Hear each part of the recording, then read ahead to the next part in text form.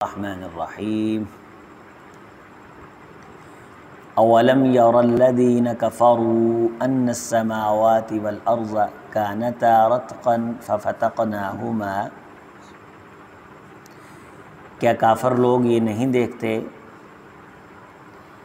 بے شک زمین اور آسمان کانتا رتقا دونوں آپس میں ملے ہوئے تھے، ففتقناہما تو ہم نے ان دونوں کو ایک دوسرے سے جدا کیا، وجعلنا من الماء كل شيء حي، اور ہم نے ہر جاندار کو، زندہ چیز کو، مخلوق کو پانی سے بنایا۔ افلا یؤمنون، کیا پھر بھی وہ ایمان نہیں لاتے؟ وَجَعَلْنَا فِي الْأَرْضِ رَوَاسِيَ أَن تَمِيدَ بِهِمْ، اور زمین میں ہم نے پھر بڑے بڑے رواسی، مضبوط بنیادوں، جڑوں والے پہاڑ رکھے کہ وہ ان کو لے کے لڑک نہ جائے زمین۔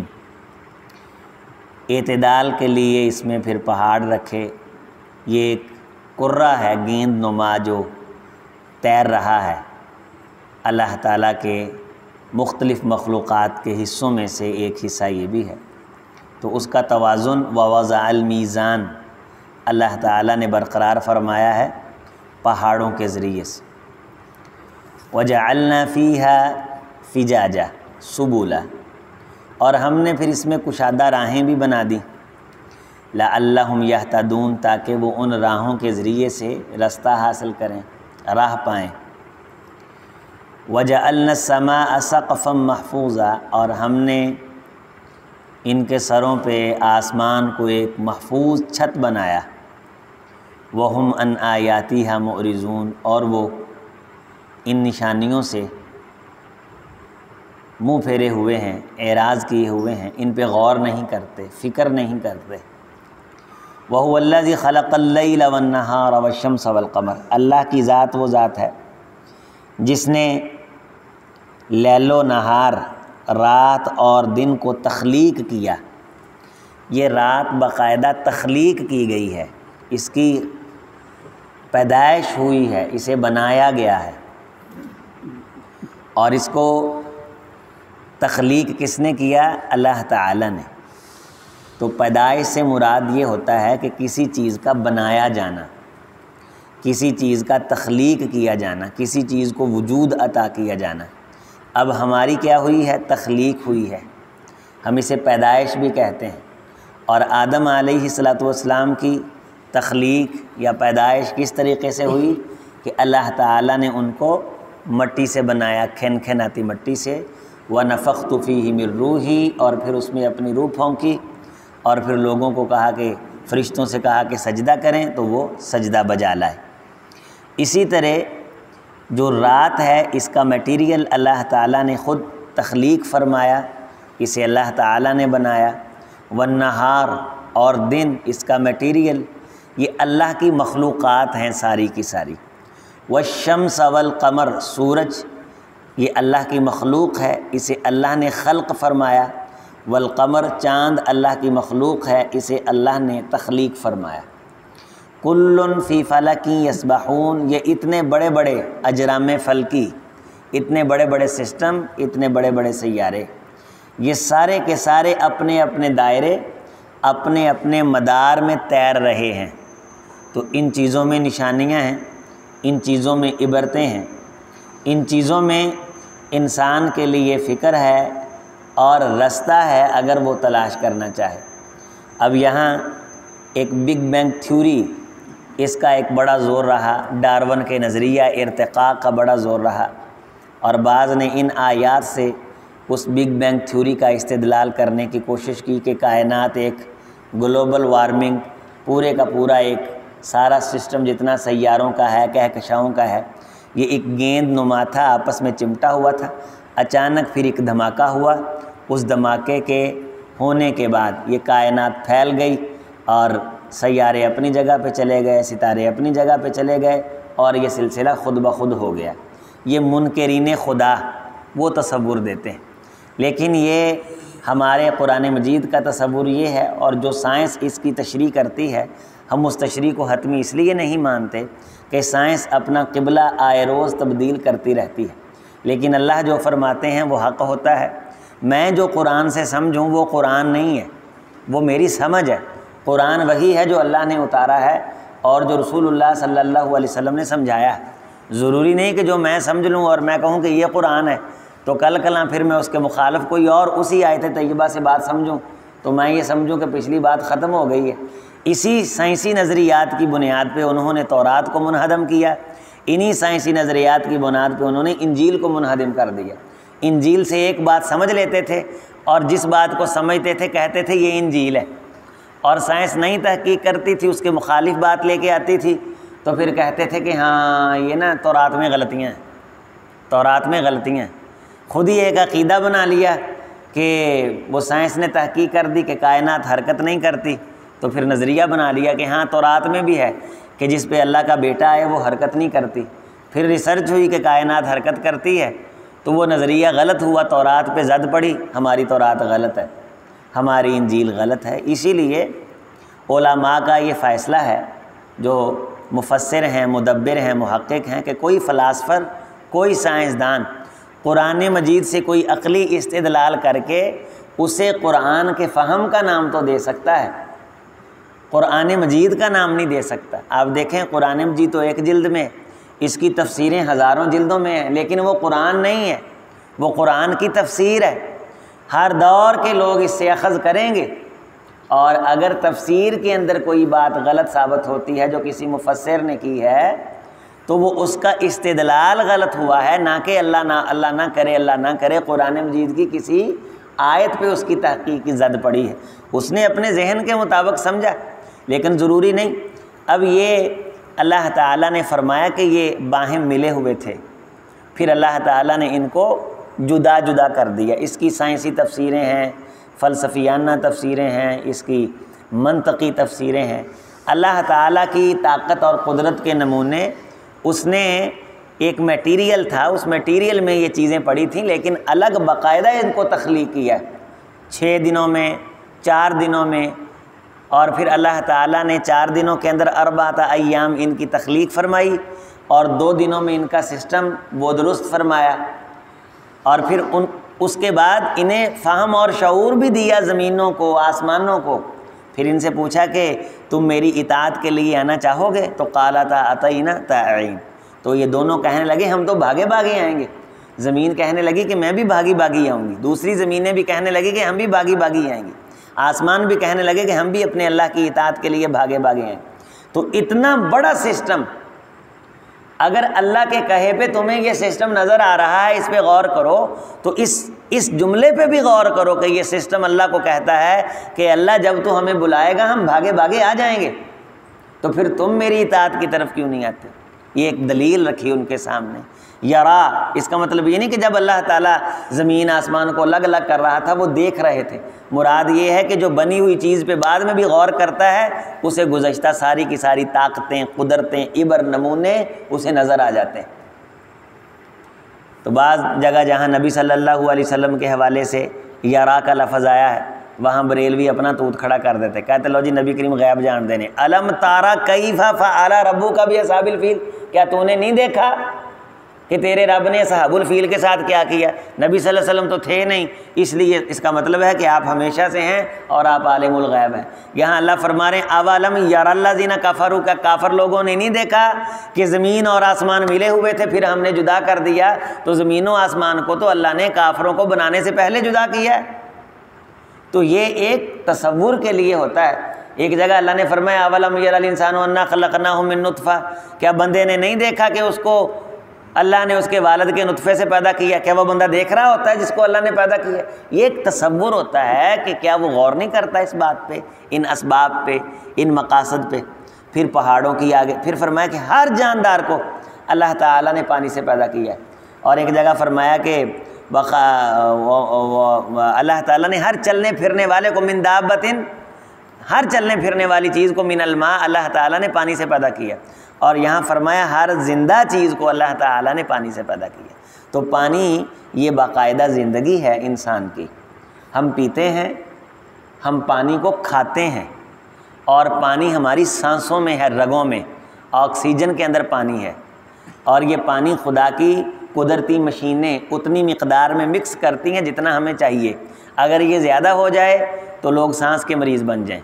جن علاقوں میں نمی زیادہ ہوتی ہے وہاں ہارٹ پیشنٹ زیادہ دیر نہیں رہ سکتے، وہاں آکسیجن کی کمی ہوتی، خاص کر کے پہاڑی علاقوں میں. وہاں پانی چونکہ وزنی ہوتا ہے، بوجھل ہوتا ہے، وہاں تکلیف زیادہ ہو جاتی ہے اور ان علاقوں میں مرض بڑھ جاتا ہے، یہ شدت اختیار کرتا ہے. تو یہ اللہ تعالیٰ نے زندہ رہنے کے لیے یہ پانی رکھا ہے، اور اسے ہم پیتے ہیں، خوراک کے طور پہ کھاتے ہیں. نبی صلی اللہ علیہ وسلم نے فرمایا کہ دودھ یہ روٹی بھی ہے اور یہ پانی بھی ہے. اس کو کھایا بھی جاتا ہے روٹی کے طور پہ، یہ خوراک ہے، پوری کی پوری روٹی ہے، پورے کا پورا مطعم ہے، پورے کا پوری غذا ہے پانی. اور اس کے بغیر انسان کی زندگی وہ ختم ہو جاتی ہے. اسی لیے رسول اللہ صلی اللہ علیہ وسلم نے فرمایا کہ جہاں اللہ تعالیٰ زندگی ختم کرنا چاہیں گے تو وہاں ان اسباب میں سے جن اسباب کی بنیاد پہ زندگی ختم ہوگی، ایک یہ بھی ہے کہ اللہ زمین کا پانی سکیڑ دیں گے. حدیث میں آتا ہے کہ شام کے علاقوں کی طرف اللہ تعالیٰ زمین کا پانی سکیڑ دیں گے، اور لوگ اپنے گھروں سے پانی لینے کے لیے نکلیں گے لیکن انہیں پانی نہیں ملے گا، اور خالی واپس لوٹیں گے، اپنے تست لے کے، اپنے تھال لے کے، اپنے پیالے فنجان لے کر کے، اپنی بالٹیاں ڈرم لے کر کے پھر واپس پلٹیں گے، انہیں پھر پانی نہیں ملے گا. اسی طرح اللہ تعالیٰ زندگی کو سکیڑ دے گا، زندگی کو اللہ تعالیٰ ختم کر دے گا. اتنی بڑی چھت، یہ جو رستے ہم چل رہے ہیں زمین پہ، یہ اللہ نے عقل دی ہے. ہم جب پاؤں زمین پہ لگاتے ہیں تو ہم اٹھا لیتے ہیں، اس میں پورے کا پورا ایک سسٹم ہے. ورنہ اگر اس کرے سے باہر چلے جائیں تو زمین پہ پانی لگ جائے، پاؤں لگ جائے تو اوپر نہیں اٹھ سکتا. پاؤں پہ اگر پانی لگ جائے تو اوپر نہیں اٹھ سکتا. یہ خاص قسم کی غلظت، یہ ہم فزکس کے اندر پڑھتے ہیں، ایکشن ری ایکشن، اس کی اصطلاحات ہیں میٹلرجی میں، کہ ہم زمین پہ مارتے ہیں تو زمین اس کے ری ایکشن میں ہمارے پاؤں کو اوپر اٹھاتی. اور اگر زمین کو اللہ تعالیٰ یہ کہہ دیں کہ نہ اٹھائے، پھر اسی طرح ایک حد تک یہ نیچے کھینچتی ہے. جب ہم اس حد کو کراس کر لیں پھر دوسرے سیارے ہمیں اپنی طرف کھینچتے ہیں. چاند ہے یا دوسرے سیارے ہیں، اپنی اپنی زمینوں کے جو سیارے ہیں چاند ہیں. تو ان چیزوں پہ بندہ غور کرے، کلا سائنسدان ہی نہ بنے، فلسفی تے منطقی بن کے کتاباں ہی نہ لکھی جاوے ساری زندگی کیمسٹری تے فزکس دیاں. انہاں چیزاں دے پیچھے غور بھی کرے کہ بنائیاں کنے. اس سورج دے بارے ہن دس دیا جی یہ زمین تو اتنے کروڑ کلومیٹر دور ہے، اتنے کروڑ کلومیٹر دور ہے. کہا جاتا ہے کہ یہ 80,000 کروڑ کلومیٹر دور ہے. سائنس کی تحقیقیں شغافی ہیں نا، 80,000 اور 8,000 نوری سال کلومیٹر دور. اور نوری سال وہ ہوتا ہے کہ روشنی سیکنڈ کے 32ویں کروڑویں حصے میں، روشنی سیکنڈ کے 32ویں کروڑویں حصے میں جو فاصلہ طے کرتی ہے اس کو نوری سال کہتے ہیں. اور زمین پر روشنی سورج سے یہ سیکنڈ کے 8ویں حصے میں آتی ہے. سائنسی تحقیقات ہیں، ایک تحقیق یہ بھی ہے کہ 8 منٹ میں آتی. اتنی دور ہے. اور کل کائنات جو ہے وہ کتنی لمبی ہے؟ کل کائنات، ٹوٹل کائنات کتنی بڑی ہے؟ اتنی چھوٹی ہے کہ یہاں سے آپ اندازہ لگا لیں کہ ٹوٹل زمین کی جو لمبائی ہے، ٹوٹل زمین کی جو لمبائی ہے وہ 22,000 کلومیٹر، 22,000 کلومیٹر، اس سے کم ہے ٹوٹل زمین کی لمبائی. آپ یہاں بیٹھے ہیں اور کراچی یہاں سے کتنا دور ہے؟ تقریباً 1200-1300 کلومیٹر. اور یہاں سے سعودیہ کتنا دور ہے؟ تقریباً 3500 کلومیٹر. یہاں سے اسرائیل کتنا دور ہے؟ تقریباً 3200 کلومیٹر. یہاں سے امریکہ کتنی دور ہے؟ تقریباً آ جا کے اب سارا سلسلہ ڈال دیں، 3000 سے اوپر 3000 اور ڈال دیں تو 22,000 کلومیٹر کا یہ چھوٹا سا دائرہ ہے. اور سورج اربوں کھربوں کلومیٹر نوری سال، اور روشنی ایسے پلک جھپکتے پہنچے یہاں. تو اللہ کی پکڑ کتنی شدید ہے اگر وہ پکڑنے پہ آئے. ان چیزوں پہ غور کرو، فلاسفروں، سائنسدانوں، محققوں. کیمسٹری کے اصول لکھنے والوں، کائنات کو HOT SO4 اور سلفیورک ایسڈ اور اس طرح کی تحقیقات اور ریسرچوں کے ساتھ کائنات کے اوپر حکمرانی کرنے والوں کہ یہ جناب علی بیسٹن تھا، یہ نظریہ ارتقاء تھا، یہ فلاں تھا، یہ وہ تھا، اس نے جناب علی یہ چیز ایجاد کر دی، یہ چیز ایجاد کر دی، ان ساری ایجادات کے پیچھے دیکھو کہ ایک اللہ وحدہ لا شریک خالق کل کائنات جس نے یہ سارے کے سارے سسٹم تشکیل دے رکھے ہیں، اس کائنات میں چلتے پھرتے ہو، اس کو یاد کرو۔ اور یہ اتنے بڑے بڑے سسٹم کل فی فلک یسبحون اپنے دائرہ کار میں تیرتے ہیں، نکلنے کی کوشش نہیں کرتے۔ تم اپنے دائرہ کار سے کیوں نکلتے ہو؟ تمہارا بھی ایک دائرہ کار ہے، اس دائرے میں رہو، اس دائروں کو پہچانو اور اس کی پاور بناؤ اور اپنی اوقات میں رہو، اپنی حیثیت میں رہو۔ سورج ایک دن اپنے دائرے سے نکلے گا، کائنات پہ قیامت آ جائے گی۔ ایک دن دائرے سے نکلے گا، ایک دن مشرق سے طلوع ہوتا ہے، مغرب میں غروب ہوتا ہے، لیکن پھر کیا ہوگا؟ دائرے سے نکل جائے گا۔ نبی صلی اللہ علیہ وسلم نے فرمایا، صحیح حدیث ہے، کوئی مستشرق نہیں مانتا بے ایمان، کوئی مشرک مرتد زندیق کافر نہ مانے، مسلمان ایمان رکھتا ہے۔ تاجدار کونین نے فرمایا کہ سورج روزانہ کل یوم، روزانہ اللہ کے عرش کے نیچے جاتا ہے، روزانہ جاتا ہے۔ فرمایا عرش کے نیچے جا کے اللہ سے پوچھتا ہے، اللہ جی کیا حکم ہے؟ اللہ فرماتے ہیں پھر نکل، یہ پھر نکلتا ہے۔ اب سائنس یہ کہتی ہے یہ تو غروب ہی نہیں ہوتا، یہاں اندھیرا ہے تو امریکہ میں روشنی ہے، امریکہ میں اندھیرا ہے تو پاکستان میں روشنی، یہ کب اللہ کے عرش کے نیچے جاتا ہے؟ تمہاری آنکھ نہیں دیکھتی، نہ دیکھے جاتا ہے۔ روزانہ اللہ سے اجازت مانگتا ہے، روزانہ اللہ اسے از سر نو اجازت دیتے ہیں، اور پھر ایک دن یہ رستے سے ہٹ جائے گا، پھر توبہ کے دروازے بند ہو جائیں گے، پھر یہ مغرب سے نکلے گا اور ایک دن مدار سے ہٹے گا۔ تو اگر پانی اپنے مدار سے ہٹے تو سونامی بنتا ہے، ہلکی سی تھر تھراہٹ ان میں آتی ہے تو کائنات اندھیر ہو جاتی ہے، ہم کہتے ہیں گرہن لگ گیا۔ تو انسان کو کہا گیا ہے کہ دیکھ ایڈے وڈے سسٹم نے، یہ تینوں غور تے توجہ کرن لی بنائے نے، انہاں غور کر کے تے اللہ کر، ایمان مضبوط کر اللہ دی ذات دے بارے۔ وما جعلنا لبشر من قبلک الخلد، کوئی بندہ اسی اس واسطے نہیں بنایا کہ ہمیشہ رہے گا، یہ قانون ہے، اصول ہے۔ افإن مت، اے میرے محمد صلی اللہ علیہ وسلم، یہ دعائیں کرتے ہیں کہ تم مر جائے، مشرکین کافر، اگر آپ مر گئے، اصول طے کہ مرنا سارے نے، مرنا سارے، یہ کوئی گل نہیں، پہلوں دس دیتا گیا کہ اللہ تعالیٰ نے کوئی بھی بشر کائنات رہن واسطے بھیجیا، وما پہلوں اصول بیان کرتا ہے، وما جعلنا لبشر من قبلک الخلد، کوئی بھی بشر ہم نے اس لیے نہیں بنایا کہ وہ ہمیشہ رہے۔ افإن مت، اگر آپ مر گئے، فہم الخالدون، تو یہ بیٹھے رہیں گے۔ کیسا زبردست حوصلہ افزا، جب پہلوں دسیا کہ یہ کوئی ٹینشن والی گل نہیں بھی تہاڈی موت ہونی، اللہ نے کوئی بشر رہن واسطے بنایا ہی نہیں۔ دوسرا انہاں چھیتی پئی ہے کہ تسی مر جاؤ، اگر تسی فوت ہو گئے، افإن مت مخاطب کا صیغہ ہے، اگر آپ مر گئے، فہم الخالدون، تو دعائیں بد دعائیں کرنے والے یہ بیٹھے رہیں گے۔ اگر آج کوئی شخص کسی کے مرنے کی دعا کرتا ہے تو اسے سمجھ لینا چاہیے کہ اگر وہ مر گیا تو اس نے کون سا بیٹھا رہنا ہے۔ اگر کوئی اپنے باپ کے مرنے کی ناؤز باللہ دعا کرتا ہے کہ بابا مرے جان چھڈے، اسے سمجھ لینا چاہیے کہ وہ کیڑا پانی چ بننی ہے۔ اگر کوئی بھائی کسی بھائی کی موت کی تمنا کرتا ہے کہ مرے اور وراثت پہ میں ڈاکہ ڈالوں، یہ لا ولد مر جائے، بے اولاد مر جائے، یہ ہو جائے، وہ ہو جائے، اگر کسی کے حقوق ہتھیانے کے لیے کوئی موت کی کسی کی تمنا کرتا ہے، افإن مت، اگر تم مر جائیں گا، فہم الخالدون، تو یہ بہ رہن گے۔ اب رسول اللہ صلی اللہ علیہ وسلم بھی چلے گئے، اور جو رسول اللہ کی موت کی تمنائیں کرتے تھے وہ بھی، زمین کھا گئی آسماں کیسے کیسے، ہوئے نامور بے نشاں کیسے کیسے، مٹے نامیوں کے نا کیسے کیسے، جگہ جی لگانے کی دنیا نہیں ہے، یہ عبرت کی جا ہے، تماشا نہیں ہے۔ کل نفس ذائقۃ الموت، ہر نفس نے موت کا ذائقہ چکھنا ہے۔ وَنَبْلُوكُمْ بِالشَّرِّ وَالْخَيْرِ فِتْنَةً، اور ہم تم کو تھوڑی تکلیف دے کے، تھوڑی آسانی دے کے آزمائیں گے۔ اس آزمائش سے دو آزمائشیں مراد ہیں، ایک ہے مرتے وقت تکلیف آنا، رسول اللہ صلی اللہ علیہ وسلم نے فرمایا اِنَّ لِلْمَوْتِ سَكَرَاتٍ، ایشا موت کے لیے سختیاں ہیں، اللہ تعالیٰ محفوظ فرمائے۔ اللہ تعالیٰ حالت ایمان میں آسانی کے ساتھ روح قبض کرنے والے فرشتوں کو محبت بھرا پیغام دے کے کہ وہ کہیں کہ انسان کے لیے جنت کی خوشخبری ہو اور انسان اس میں مگن ہو، وَإِلَيْنَا تُرْجَعُونَ، اور ہماری ہی طرف تمہیں پلٹایا جائے گا، لوٹایا جائے۔ اور دوسرا یہ کہ زندگی کے اندر انسان کے خیر والے دن بھی آتے ہیں، ذرا آسودگی والے بھی دن آتے ہیں۔ 4 دن جب بھی بھری ہوندی ہے، 4 دن ویلی ہوندی ہے، تے 4 دن بھری ہوئے تے چھاڑا نہیں مارنیاں چاہیے دیاں، 4 دن ویلی ہوئے تو رونا نہیں چاہیے۔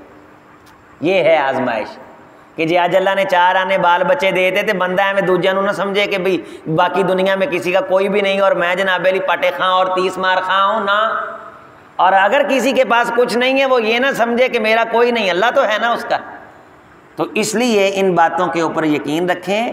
فرمایا حسن بصری رحمہ اللہ فرمایا کرتے تھے کہ اگر اللہ تکلیف دے کے آزمائے، اس پہ تو میں نے لوگوں کو پورا اترتا دیکھا ہے، لیکن وہ لوگ میں نے پورا اترتے نہیں دیکھے جن کو اللہ خیر دے کے آزماتا ہے۔ وہ لوگ اکثر طور پہ مغالطے کا شکار ہو جاتے ہیں، وہ یہ نہیں سمجھ سکتے کہ اللہ ہمیں آزما رہا ہے۔ اگر اللہ نے اتنا مال دیا ہے، نہ ہوتا تو میں نے گزارا کرنا تھا نا، تو اگر دیا ہے تو اس میں سے میں پھر اس کا بھی کچھ کر جاؤں، جس نے اتنے بڑے بڑے سسٹم، اربوں خربوں کی ٹیکنالوجی سورج روزانہ ہمیں دیتا ہے، تو اس کے نام کے جھنڈے لہرا جاؤں، کچھ اللہ کی یادیں تازہ کر جاؤں، کچھ دین کا کام کر جاؤں، کچھ اللہ کے نام پہ یادگاریں چھوڑ جاؤں تاکہ میری آخرت کامیاب اور روشن ہو۔ اللہ تعالیٰ ان نشانیوں پہ غور کر کے